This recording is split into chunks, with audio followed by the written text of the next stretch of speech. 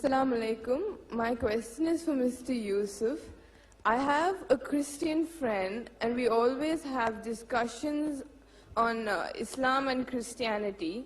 And whenever we have a discussion on the Bible, she always tells me that if you say the Bible has been changed by people and is not the exact true word, then how come I get so much of peace when I read the Bible?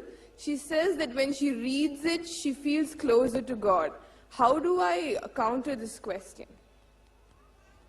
Bismillah, alhamdulillah, wa salatu wa salam. I don't know if I'm in the right place to tell you this or not. We got a lot of fans here that like the idea of having debates with people. We got a lot of Ahmadiyyat fans, and we love him very much. And Dr. Zakir Naik's fans are here. I'm in the heart of that. So what I say may not go over real well, but I have to tell you something. I'm not a big fan of debating with the people over the Bible. You can debate with them about a lot of things. What do you believe about God? I'm right here. Come on, let's debate all day long. But when you start to criticize the Bible, you got a problem.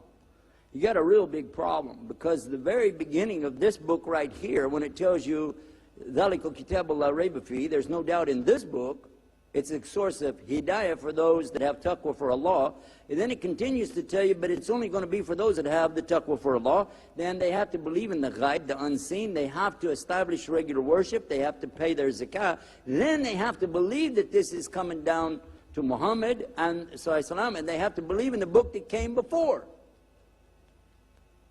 Then at the end of the same surah, it's telling you that these people, they say, those that are on the right belief, we believe in Allah, وَمَلَائِكَتِهِ وَكُتُبِهِ وَرُسُلِهِ.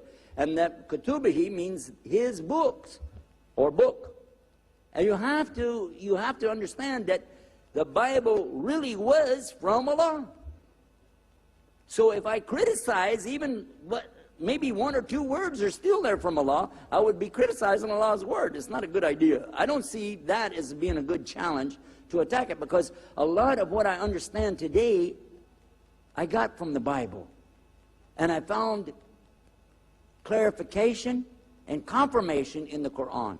In fact, I continued my studies of the Bible in the Greek and in the Hebrew for 2.5 more years after I was a Muslim. I didn't stop until I completed my degree in it, because I just had something inside of me knowing that there's something here. And it finally came to me, and then I was able to put the Bible down and relax. I found out there really is no contradiction in the Bible, except where it contradicts itself. Duh. And when I realized that, I said, then the only way I'm going to understand the Bible is to go to the book without the contradiction. And it says in here about the unbelievers, haven't they considered if it was from other than Allah, they'll find within it many contradictions. Go ahead, find one. Go ahead. There's a clear contradiction here. I want you to listen real close to this contradiction. God is not a man. God is not the son of man. You hear that? Now that sounds like I'm reading out of Surah Ikhlas, doesn't it? Huh? Lam yalid wa lam yulad. It sounds like that, doesn't it? God is not a man, and God is not the son of man. That's in the Bible. That's in Numbers chapter 23, verse 19. I know you want to write that down for your Christian friend. Go and show them it's in the Old Testament, Numbers chapter 23, verse 19. Then take them up to the New Testament in Luke chapter, chapter 3, last verse, 38. Look at it. The last verse said Enos is the son of Seth.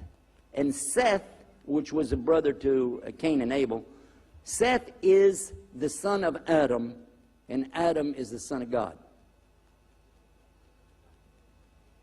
Who? Adam is the son of God. Now their argument will be, yeah, but that has a little s. And when we talk about Jesus, we use a big S. I got news for you. In the Semitic languages, which includes Arabic, Aramaic, Hebrew, there are no capital letters. There's no upper lowercase letters. So that's a moot point. It doesn't work. But what I suggest you to do is don't don't try to upset her. Let me explain why, the overall picture of this. If I'm going to debate with them and I finally convince them the Bible is not from God, if I did, well, I already give you the argument the other side, but if I said, okay, now what do you think? She said, I'll never pick it up again. I will never go to the Bible to find any peace again. I'm never going to do it. I'm totally away from it. Do you think that makes her a Muslim? That's not called a Shahada, is it? Is it? It sounded to me like she left something, but you didn't give her anything. So what I do is try to encourage them to read in the Quran. What do you think it is that she likes to read? I'll tell you what it probably is. She's probably reading Psalms. She could be reading out of Jeremiah. She could be reading Ecclesiastes. All of these have very good parables and teachings in there. Some are so much like the Sunnah of Muhammad sallallahu alaihi wasallam, you'd be surprised. The one in there about how do you worry about the speck in somebody else's eye when you have a log in your own eye is from the Sunnah as well as from the Bible. The one about the camel going through the door thing, again, the same thing. So a lot of the things, if you're going to criticize the Bible, you're criticizing the Quran and the Sunnah both. So I really encourage you to find what's good about what she says and encourage her to consider what Islam says the same thing. The Bible says God is one. It says it real clear. So why do I want to argue with her about that? That wouldn't make sense. The example, chapter 12, verse 29 in Mark, they asked Jesus about, oh good master, what's the greatest commandment? And he said, according to what survives of the Bible today, he tells them, know, O Israel, because remember, according to him, he only came to the lost sheep of the tribe of Israel. Know, O Israel, the Lord thy God is one Lord. And you have to worship him with all your heart and all your love and all your might. So if this is a teaching that they have, what do I have that's different than that?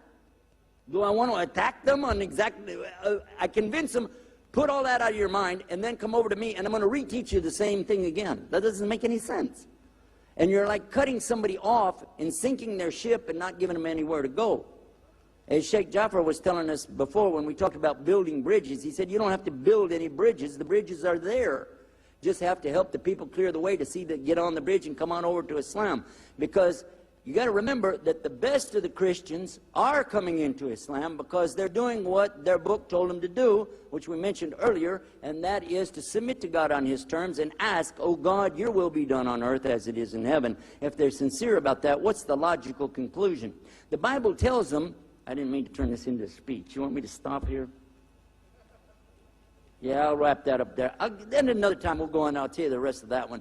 The idea is, though, don't make a big deal out of it. Don't attack their book and attack them. They're the closest to us, really, and I'd like to see them know more about us. Take it easy. It might take them a long time. My dad was a hard sell. So he was not easy. He was a hard sell case, but he made his shahada. So just be patient with her. Pray for her, and it's Allah that's going to guide her, not you anyway. Okay, Jazakumullah khair.